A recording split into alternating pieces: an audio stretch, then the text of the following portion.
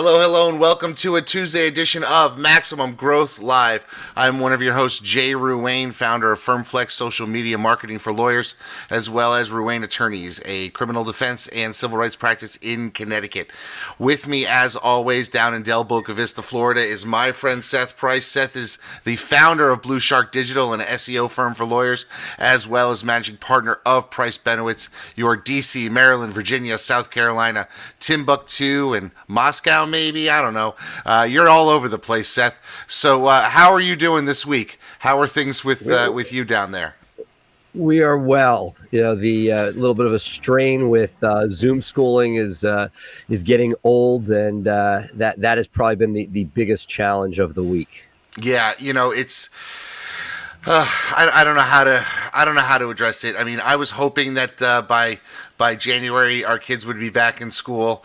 Now I'm crossing my fingers and hoping that we're back in there after the April break. I don't even know if we're going to get there before then. Some good news. New York apparently has a supply of the vaccine. My parents got it yesterday. It is out there, and there's plenty of inventory for 75 and older. So, at least a step in the right direction. Yeah, and I heard today that the CDC is going to suggest that everybody 65 and older can get it. So they're starting to open up the floodgates, which is important. Right, and I think that's really important that with each successive 5 years, we're bringing more and more people in the higher risk category in. So, very thankful. And, with parents in the mid 80s, my dad is practicing with us. It's a big relief that at least, one step in the right direction. I hope this stuff works. But, that assuming it does, it sounds like it's a question of if, not when. Exactly. So Seth, a bunch of things have popped in some of the online forums over the last week or so that I think it's important for us to talk about. And one of the first things that really jumped to mind was a post that I saw about whether or not your pay-per-click spend on Google will impact your SEO and your organic rankings. And I know you have some opinions about that. So I want to put the question to you as somebody who monitors, has a large pay-per-click spend, also has a very involved SEO practice. What are your thoughts on that subject? It's a great question. It was sort of sparked by a viral article that Danny Sullivan, who's at Google, sort of weighed in on. And a sales rep was sort of using the Yelp techniques of shaking down a potential client, saying, if you don't spend it on this, you're not going to get SEO. And I think that what I have seen, and again, it's one of those topics doesn't get a lot of talk. There's not a lot out there. But what we have seen very clearly is that that it's not. Again, I'm assuming for the sake of argument that Google is not fully malicious with this because they control the algorithm. And so it is not that if you spend money on PPC, your SEO is going to zoom to the top. But what it does is it pushes traffic through your site. It allows people to interact with the site. And we have definitely seen there's a concept called the sandbox. When you start a new site, and Lord knows you started enough new sites, you know about this, that when you start a new site, you get no love. And it can be 9 months to a year, sometimes 6 months, before your site has the possibility of playing in a competitive or semi-competitive market. What we have seen is that adding a pay-per-click shrinks that dramatically. There is definitely a correlation of pay-per-click being turned on and your SEO rankings. That said, it is not a quid pro quo, and also it is something that we've seen also with TV advertisers. TV advertisers with a lot of brand search coming through, people who are typing in the name of a law firm, and that traffic comes through. We see time on site. It gives touch points for Google. So, there definitely is a correlation. Whether it's a malicious correlation is to be debated.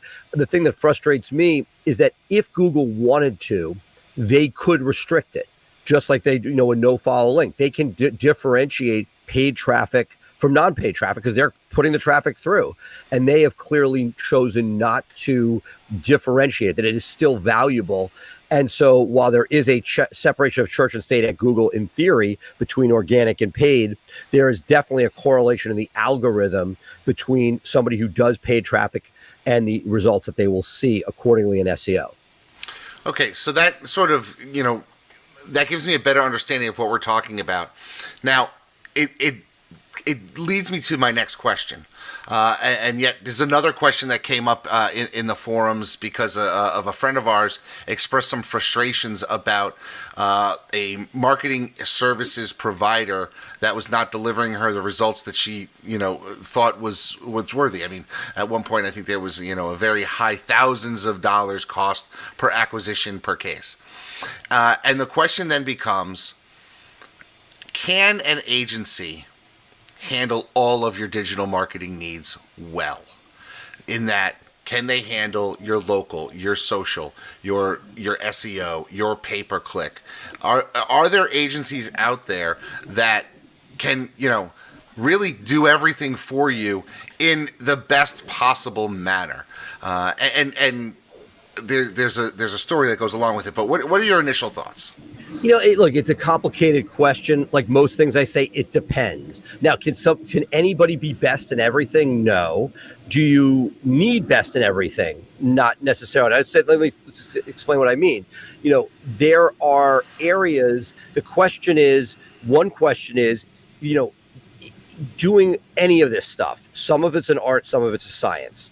And the idea that the person doing it, you have a couple choices, right? You could not do it at all. You could do something in-house. You can use a third party, an agency. You could do a variety of agencies. And I think for each person, you'll find people who find their own path. Somebody said, hey, why did you start an agency? It was because I didn't see what I liked in the market out there. And I also took a non-traditional approach with having a bunch of what some people call microsites. I call them macro sites in different areas so that we'd have websites specializing on things. I'd say one of the things you and I talk about on the show a lot is you do what you love and you actually follow up on the stuff you care about and really are passionate about. So I would say that for many people, the agency model really works pretty well. I always say that from the Blue Shark point of view, the clients that work as a partner, anybody who gives you a check and says, I'm done, go get me results, is going to be a lot less successful than somebody who engages with you. Somebody who has a firm with a marketing person that engages with an agency and has a further touch point of accountability and partnership and collaboration, much more likely than set it and forget it. So it is a continuum, and that it is to say like this is always the answer. It depends on a person, their interests, their resources, their goals, and which particular groups they find and what the expectations are for that agency to produce. Let me ask you this, and this is something that I came across a number of years ago, and I know you don't do it at Blue Shark, so it's something that, because I've had this conversation with you, but have you also seen instances where people will sign up for an SEO package, and you'll see the SEO firms take some of the money for SEO in the first couple of months, and throw it into pay-per-click so that they're getting calls almost immediately, when the SEO hasn't done its magic to get you there? And is that the right approach? Is it fraudulent? Let's talk a little bit about that, because I know some people, some of the smaller shops could do that and say, hey, look, you signed up in January and February, we sent you 4 clients because of our SEO package, when really they're running pay-per-click for you, and that's what's driving the calls into you.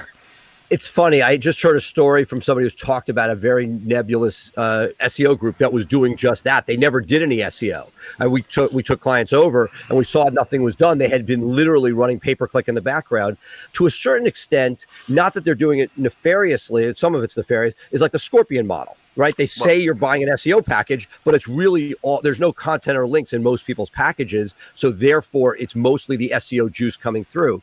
I would say that I like the idea that as an SEO, I use whatever bells and whistles I have, right? There's content, there's links, there's technical. But you know what? As we talked about on the show, we have on occasion, when we have a site, let's say somebody gives us a brand new site, we'll allocate some of the budget from our own end and put that not necessarily as a lead gen product, although it's nice if they do get leads. But if what we just talked about, ironically, the very first question you had is, if I can get the organic to rank faster by putting some pay-per-click through, God bless. If you get to the point where it's disingenuous, that's a problem. But I think that one of the things that I have seen, and one of the geniuses of Scorpion, has been, because it's pay-per-click, there's immediate gratification. Very, very quick. Do you see actual phone calls? If you do pure SEO, and there is not another component to it. If it's a new site, you could be waiting 6 months to a year. And if it's an existing site, you may be waiting, 3 to 6 months or more, depending on the competitiveness of the market, et cetera. So I think that, like most things, it could be used for good or for evil. If somebody is putting some pay-per-click love through a site in order to sort of grease the wheels and get it moving, that's very different than somebody who says, okay, I know that the clicks in this particular market are really cheap. I'm going to buy a bunch of clicks, charge the person, tell them I'm doing SEO, where I'm not really building any content. I'm not building any links, but I'm going to deliver them enough leads that they're not going to fight me. And so I think that, if it is being done for the right reason, great. But like most things, if you're transparent, great. And if you're hiding the ball, that's a real problem. So now here's the follow-up. I registered a new domain. I use GoDaddy. And that's where I buy my domains from. It just makes my life really simple. And they offered me a $50 a month SEO package.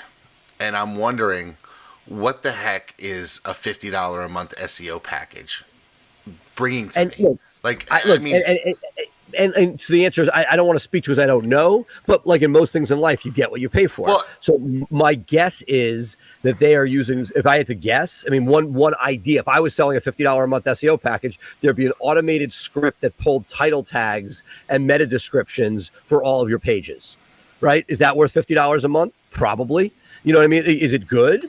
It's not high end, but there are people, if you're running a dry cleaner, where you can't even afford $1,000 a month for SEO. But if something can get you found where there's no competition, or it'll show somebody within a limited radius, which, God bless, that to me, again, I don't want to make, there's a place for everything, but if you're doing PI in a major market, you think that's going to move the needle, it is right. Most likely not. Well, that comes back to the question that I wanted to ask you, really is, what should somebody be looking for as what is SEO?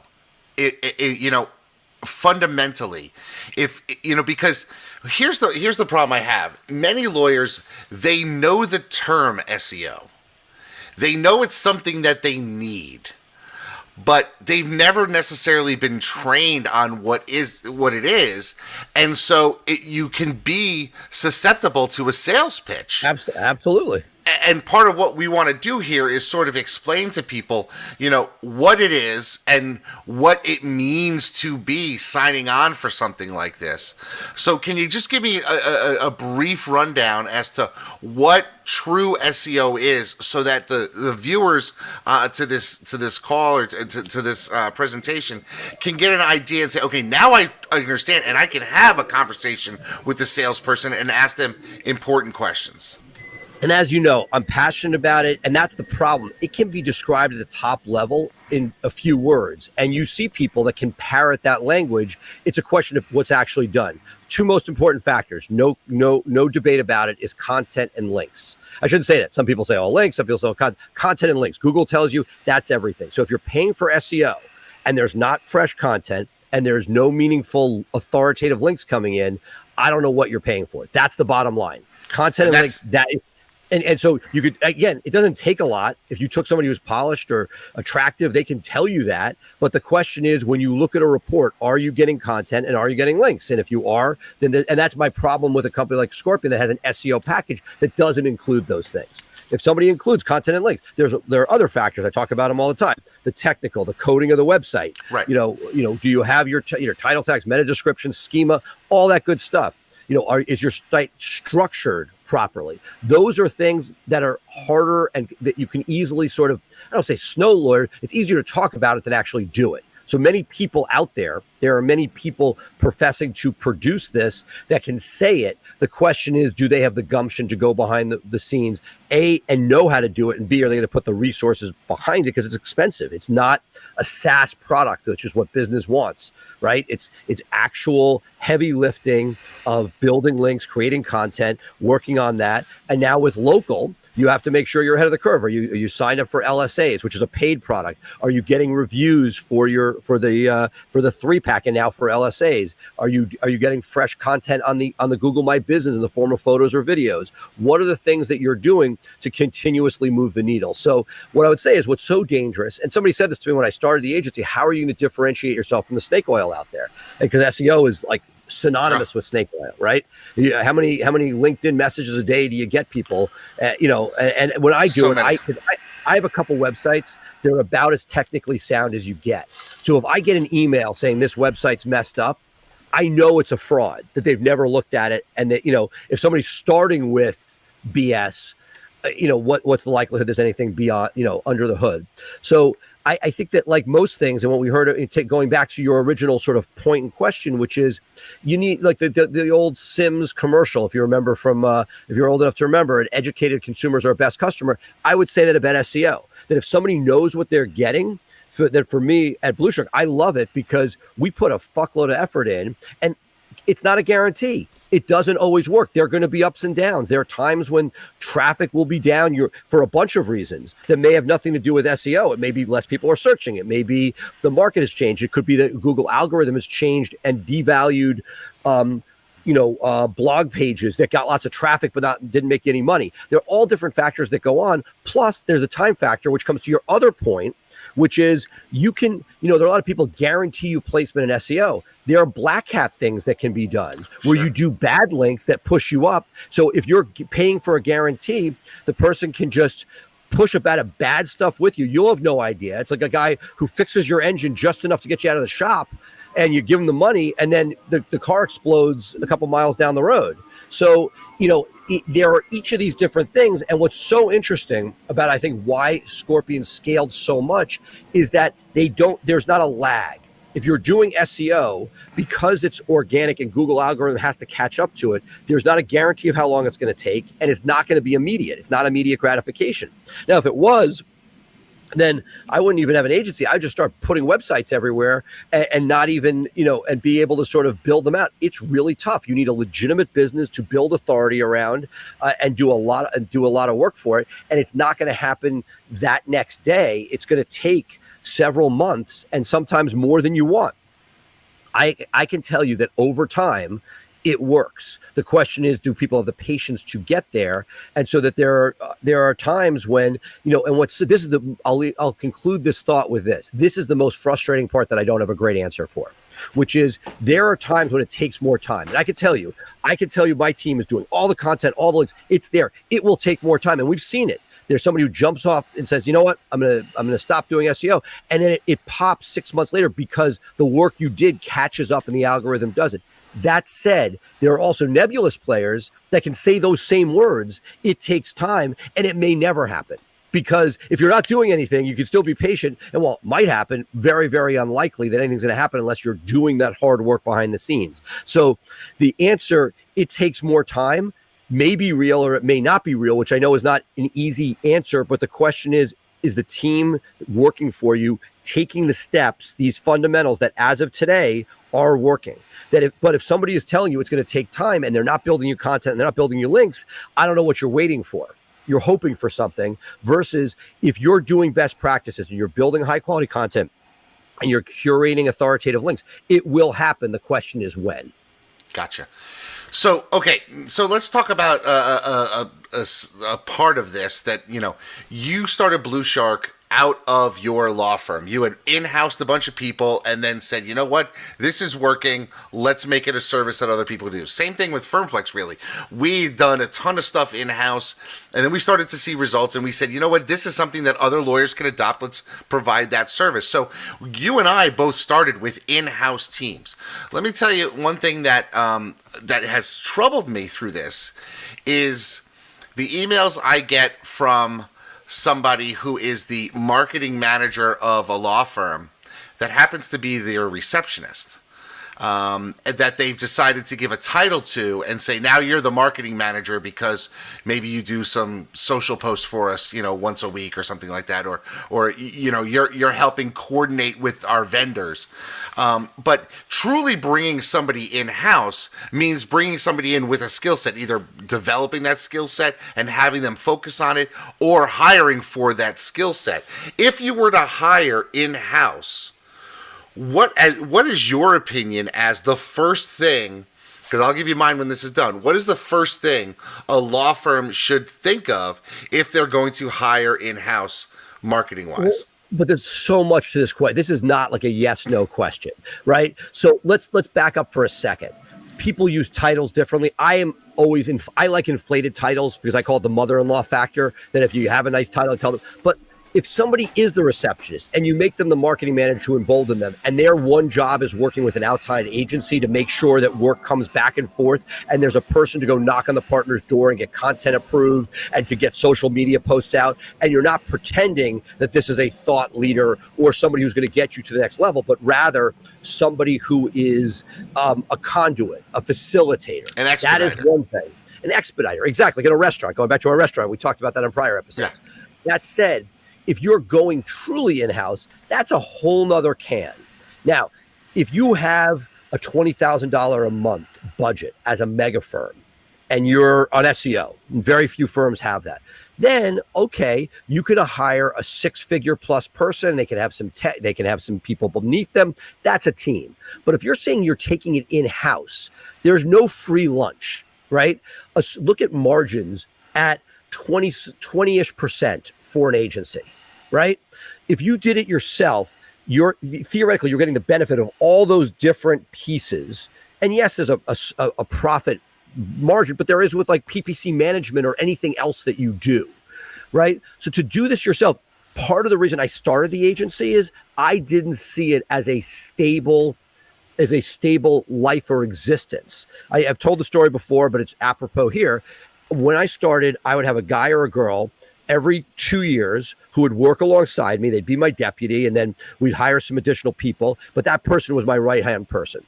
And every 2 years, like clockwork, they would move on to something else. I was fortunate. It was never a competitor, but one guy went to travel internationally, sports management school, whatever it was. They all left the business.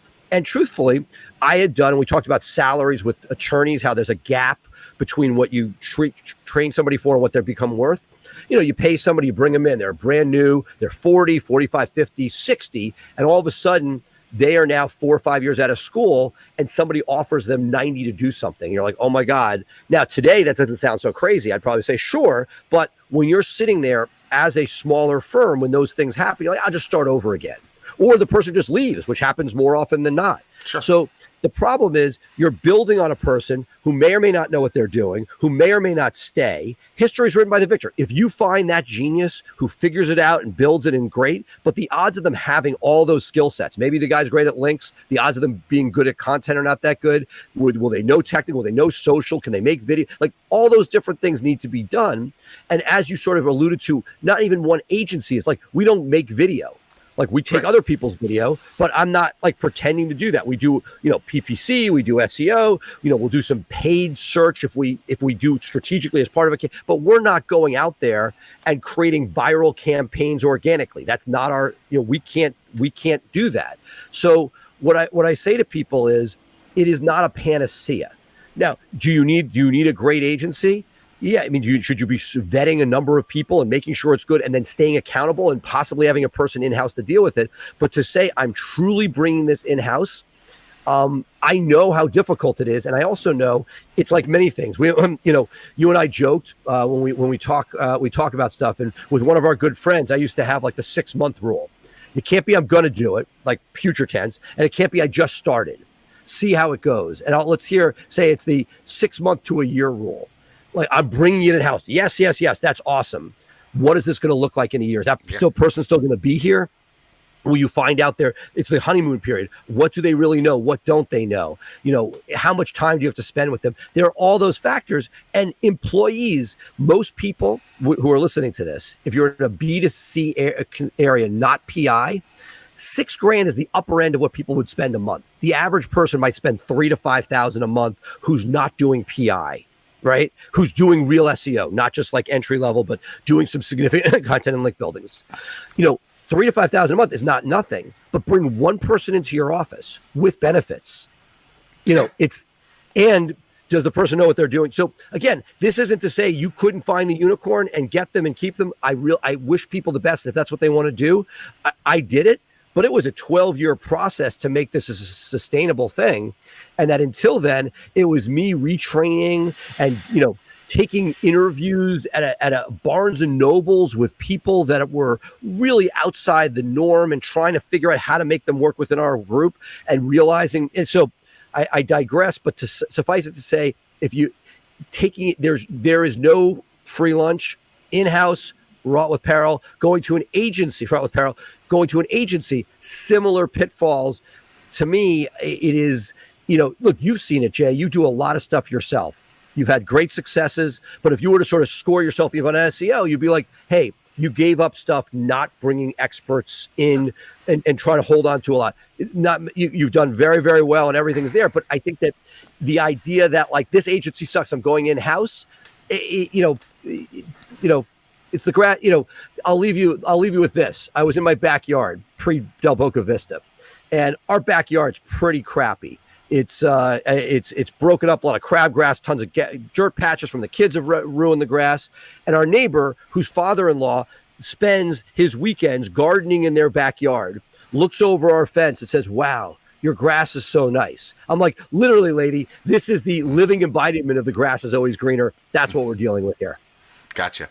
All right. So next question I have for you, and I know I'm firing a lot at you today, but these are the type of things that we want to talk about when it comes to growing your law firm and really making the right moves. Is another thing that came up in some of the forums that we're both on, and it's the question of when do you work in your business and when do you work on your business, because there is a desire, I think, for a lot of lawyers that are out there to get away from the in and get into the on because they want to do that. But, if you don't have the financial resources or if you don't have the administration and the staff and the other lawyers below you, it may be impossible for you to be doing the on in the 9 to 5, 40 hours a week. And so where, I posted, and I don't know if you saw it, I talked about how, working on your business is really your side hustle when you're still in your business. Right. It has to become sort of like your passion to work on your business at nights and weekends and when you can find the time to do it. But you can't say, I'm going to throw out and I'm just going to work on the business right now, because it's not a sustainable way when you're still actively working cases. How long, let me ask you this, how long did it take you to go from being in the business to on the business? Just so our listeners can understand it. I have a unique story in the sense that I started with a partner, which means that I'm splitting profits. And we made a decision very early on. My skill set was not best used in the courtroom. I was 6-0 as a criminal lawyer and hung up my. So I was not going to carry a caseload. Early days, I might step in if somebody needed continuance, but I have not been regularly in court in quite a while because I want to e-myth. That said, so first, if you're one person, that is much harder to do than if you have a partnership with other people that you can balance. There are many people that try it where they bring a senior paid person in for the substantive expert. There is no easy or right answer. I mean, we could talk in circles, but I can tell you I struggle with it still. And I got probably too much on the business and not in the business, and have come back and using some of the EOS techniques. And I'm sitting in on quarterly goal setting with each department that, is, to me, I'm back in the manager role in the business more, but I think it's a balancing test. And one of the things we had Michael Gerber on is it's great academically to say, hey, you're going to 100% be working on the business and not be in the weeds and doing these things. You got a bar license. There's a lot of things that could go wrong. There's management. You're spending a lot of money on people, and it takes a lot. So what I would say, and I think the thing that you and I have talked about over time, and we've talked about on this on our podcast, has been, you have an org chart of where you want to be with unfilled positions. And the idea is, how can you pull yourself out of those? And part of it's money and talent. Can you get an operations person? We talked to Golden Farm in the past about, putting the people in so that you can start, moving things along. I would say that, again, I'm talking about the management before you get on the business. How many direct reports do you have? And, there's a number where it becomes non-sustainable. Can you get yourself to a limited number of direct reports? And what I have found, given that, especially with two businesses, that I really have to be disciplined about that. Because if I don't, and I start to get too in the weeds, I'm not good at it. I get annoyed quickly. I don't have patience. I can't communicate with the younger generation.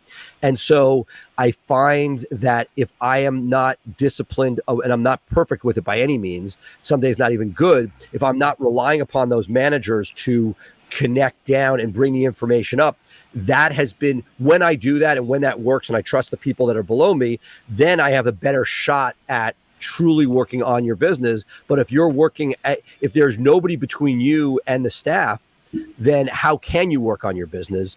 That said, I'm lying in bed last night at 10:15, going through emails, having missed a ton during the day. I still don't have a great email protocol. And my wife is like, the kids are sort of asleep. And she's like, you should really wait till the end of the evening to do it. I'm like, if 10:15 is at the end of the evening to start going back and making sure you didn't miss anything, I don't know what is. So I think that it is a combination of putting the right people in place, but at the same time, figuring out that work-life balance so you don't screw up your home life. And then at the same time, truly saying, okay, I need to, even if it's not 8 hours a day, if it's an hour or two a day, starting to put some time aside to work on the business, even if it's not the perfect Michael Gerber 100% working on your business, not in your business. I love that. But definitely, I think you need to have some sort of mental separation, and you need to focus on the thing that actually is generating revenue now, and get that stuff done. And don't shirk your in the business responsibilities, because working on the business is a lot more fun. And trust me, I know it is. I spent yesterday, creating videos because I'm really bullish right now on YouTube unskippable brand building ads. But let's talk about that next time. Exactly. We'll talk about that. But B, look, that's been a lot of our personal back and forth, where you're like, I like going to court, and you're like, you justified it because, hey, you kept visibility, you got referrals, great, but you did it because you liked it. And the question is, can you separate the? I was like, hey, get a hobby. You have a Peloton now. Do something you like. If it would figure out what the best use of your time is, and could you get somebody else to go to court and still bring the cases in for your firm? Well, here's the fact. My Peloton, I am 12% done. I've ridden 12 days in a row, and my goal of doing 100 days in a row, I will admit that 2 of those days in the last 12, I did a 5-minute class. Well, but you know what? I got there and I did it. I got there and I did it. Great. That's great. No, you know what? To a certain extent, that was, when I did some, as some low carb dieting a few years back. It was consistency, and if you keep that up, I have no doubt that it'll pay dividends. Okay, so last thing I want to leave our audience with, and I'm going to ask for their help down below, is that I am in the process of trying to look for some good referral gifts. I posted them in the Max Law Guild the other day. Got some great suggestions. I actually found one that I had used years ago and sent it out last night to a couple of good referral sources, and that is a flower subscription from Urban Stems and the Books, because every month they're going to be getting flowers, and it's going to remind them about me. And so I set those up to send some of my referral sources 6 months of flowers based on some referrals that they've sent me recently. But what I want to hear from our audience down below is a comment about what is your best gift for a referral source, because I'm always on the lookout for something unique and something different. So if you have something, please let me know in the comments section down below, and certainly I may adapt one of yours for my own purposes nefariously. But with that, Seth, let's talk a little bit about Thursday, because we've got a great get as we talk about coaching this month. Tell us who we've got lined up for this Thursday show. We have a great get. We have the founder of Vista Consulting. And Tim is a great guy, and we were trying to bring people sort of high level coaching, and this guy has been great to our firm. We did a 360 with him a number of years ago, and one of the things I want to talk to him about is it's one thing to know what you need to do, it's a second to have the team. We talked about having that org chart filled out. I feel like it was years later before I could fully take advantage of everything that I knew I needed to do. And I want to figure out from him, how do you accelerate that? So from the time you know what you need to do, how can you shorten the curve to actually executing on that? Yeah, it's amazing to me how you start, it's January 12th, right?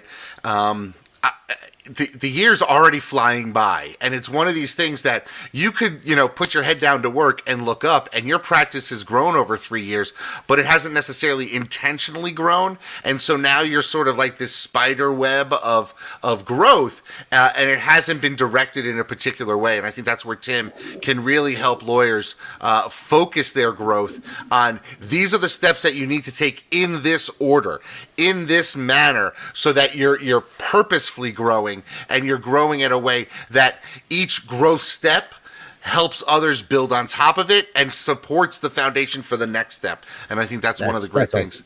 Well, I can't wait, but this has been a great show, and can't wait for Thursday. Yeah, looking good. So, folks, please be sure to tune in this Thursday, 3 p.m. Eastern, for our next edition of Max Growth Live. For today, I am Jay Ruane. You can always catch us here on our show, on our podcast edition, as well as syndicated through the Maximum Lawyer Media family. He is Seth Price, founder of Blue Shark, as well as Price Benowitz, and we are happy to be with you. It is a brand new day in America. The winter is here, but we're going to grow your firm all year here at Maximum Growth Live. Stay tuned. You'll hear from our sponsors on the way out, but otherwise we'll see you on Thursday. Have a great day. Bye, Seth. Bye-bye.